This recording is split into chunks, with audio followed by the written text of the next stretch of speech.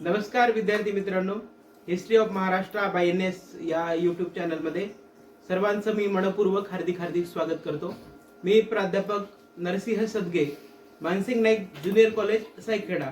चला तर या व्हिडिओमध्ये आपण अगोदरचे जे व्हिडिओ पाहिलेले आहेत त्याच्यामध्ये आपण अनुवंशिकता आणि उत्क्रांती याबद्दल आपण सविस्तर माहिती घेतलेली आहे। अनुवंशिकता काय असते, अनुवंशिकतेचे फायदे, सर्व अनुवंशिकता जो टॉपिक आहे, अनुवंशिकता आणि उत्क्रांती टॉपिक वाईज आपण प्रत्येक 3 लेक्चरमध्ये 3 ते 4 व्हिडिओमध्ये तो कंप्लीट केलेला आहे। या व्हिडिओमध्ये आपल्याला विज्ञानचा जो पहिला भाग आहे त्याचा दुसरा चॅप्टर, तो मूलद्रव्यांचे आवर्ती वर्गीकरण हा टॉपिक आपल्याला बघायचा आहे। तर चला, सर्वांचं स्वागत आहे। काही प्रश्न असतील, काही प्रश्न मी विचारतो, कॉमेंटमध्ये तुमचे उत्तर अपेक्षित आहेत। चला की बघा, ज्यावेळेस हा पिरियोडिक टेबल, आताचा जो पिरियोडिक टेबल आहे, आधुनिक आवर्त सारणी त्याला म्हणतो, त्याच्यामध्ये काही मेटल्स आहेत, काही नॉन मेटल्स आहेत आणि काही मेटोलॉइड्स आहेत।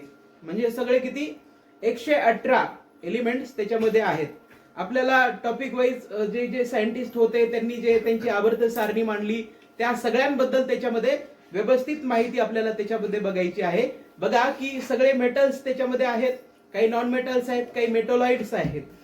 तर त्याच्यामध्ये हायड्रोजन पासून सुरुवात होते।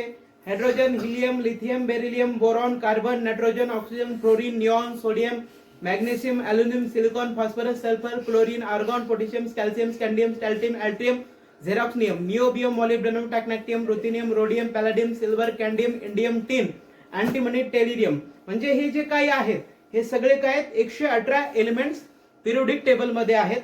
त्या पिरियोडिक टेबल मध्ये जी आत्ताची सध्याची जी त्याला म्हणतो इंग्लिश मध्ये मॉडर्न पिरियोडिक टेबल तो आहे। पण ज्यावेळेस हा पिरियोडिक टेबल, काही वैज्ञानिक होते, काही सायंटिस्ट होते, त्यांनी ज्यावेळेस हा आधुनिक आवर्त सारणी अस्तित्वात नव्हती त्यावेळेस त्यांनी त्यांची आवर्त सारणी मांडली होती। याच्यामध्ये आपल्याला सर्वात पहिलं या चॅप्टर मध्ये बघायचं आहे की डोबेरायनरची, जो डोबेरायनर होता त्याने एक आवर्त सारणी आहे डोबेरायनरची, त्याचे डोबेरायनरचे त्रिके म्हणून आपल्याला तो आहे, डोबेरायनरचे त्रिके म्हणून। तर डोबेरायनर काय, तो सायंटिस्ट होता। डोबेरायनर काय होता, जर्मन सायंटिस्ट होता। कुठला होता, हा जर्मनीचा सायंटिस्ट होता। बघा तुमच्या स्क्रीनवरती सुद्धा येतील, स्क्रीनवरती आल्याच्या नंतर तुम्ही त्याचा स्क्रीनशॉट घेऊ शकतात की जेणेकरून तुम्हाला त्याचा फायदा होईल की डोबेरायनर कोण होता, डोबेरायनरनं कोणते त्रिके सांगितले, आपल्याला त्याची सविस्तर माहिती बघायची आहे।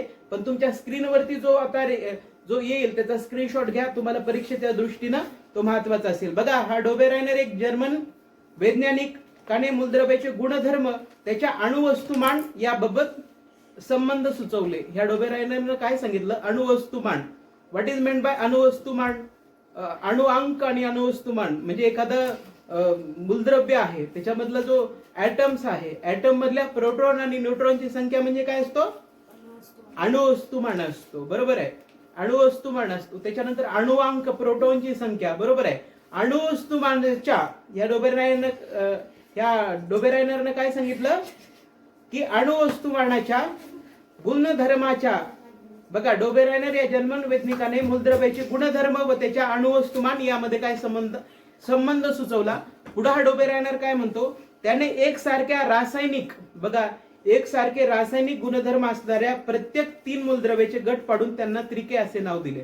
त्याने काय केलं की समान रासायनिक गुणधर्म,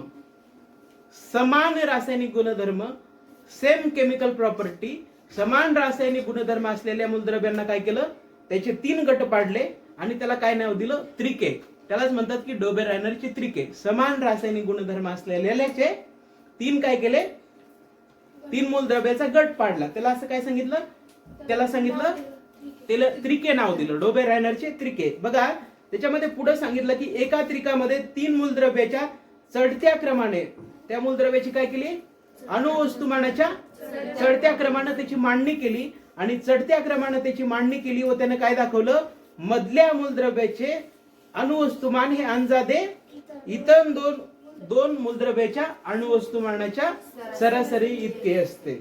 बघा त्याच्यामध्ये तुम्हाला तो स्क्रीनशॉट आलेला आहे, तो स्क्रीनशॉट काढून घ्या। 3 मूलद्रव्ये दिसायले तुम्हाला, 3 मूलद्रव्यामध्ये तोचा स्क्रीनशॉट काढून घ्या। त्याच्या जो मधला मूलद्रव्य आहे त्या मधल्या मूलद्रव्याचा अणुवस्तुमान हा इतर दोन जे मूलद्रव्य आहेत त्याच्या अणुवस्तुमानाच्या सरासरी इतके असतो. बरोबर आहे.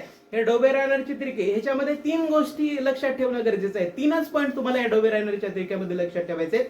कोणते कोणते डोबेरायनरच्या त्रिक्यामध्ये लक्षात ठेवायचं आहे की डोबेरायनर हा एक काय होता, जर्मनिक वैज्ञानिक होता. त्यानं काय केलं, गुणधर्म, मूलद्रव्याचे गुणधर्म व त्याच्या अणुवस्तुमान याच्यामध्ये काय सुचवला, संबंध सुचवला. अणुवस्तुमान याच्यामध्ये काय सुचवला, संबंध सुचवला. त्याने एकसारखे रासायनिक गुणधर्म असणाऱ्या प्रत्येकी 3 मूलद्रव्याचे गट पाडून त्यांना त्रिके असे नाव दिले. बघा, त्याने त्रिके असे नाव दिले, गट पाडले आणि त्याला काय सांगितलं, त्रिके असे नाव दिलं. बरोबर आहे. तुम्हाला मला वाटतं समजत असेल. आता जे समोर जे विद्यार्थी आहेत त्या सगळ्यांना समजत असेल. बरोबर आहे. त्याच्यानंतर त्यानं काय केलं, मूलद्रव्याची चढत्या क्रमाने काय केली, अणुवस्तुमानाच्या चढत्या क्रमाने मांडणी केली आणि मधल्या मूलद्रव्याचे अणुवस्तुमान हे इतर दोन मूलद्रव्याच्या अणुवस्तुमानाच्या सरासरी इतके असते. मला सांगा, कोण सांगेल आता तिन्हीला तिन्ही? कोणी सांगू शकतात? सांगा. जसं येईल तसं सांगा, जशा भाषेमध्ये येईल तसं सांगा, म्हणजे जसं तुम्हाला आठवल तसं सांगा. आवाज आला पाहिजे फक्त तुमचा. डोबेरायनरची जर्मन वैज्ञानिकाने मूलद्रव्याचे गुणधर्म व त्याचे अणुवस्तुमान यात संबंध असल्याचे सुचवले. त्याने एकसारख्या रासायनिक गुणधर्म असणाऱ्या प्रत्येकी 3 मूलद्रव्याचे गट पाडून त्यांना त्रिके असे नाव दिले.